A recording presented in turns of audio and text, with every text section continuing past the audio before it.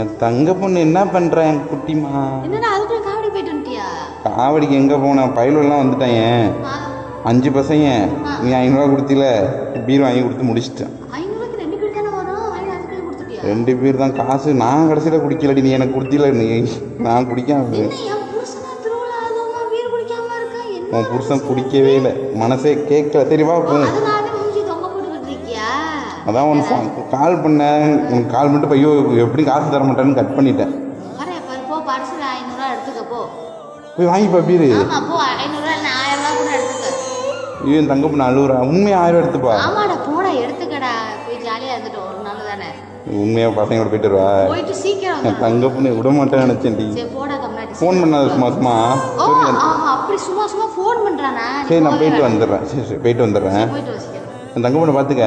பாய் சொல்ல நைனா. Bye Nina bye. Jolly jolly jolly.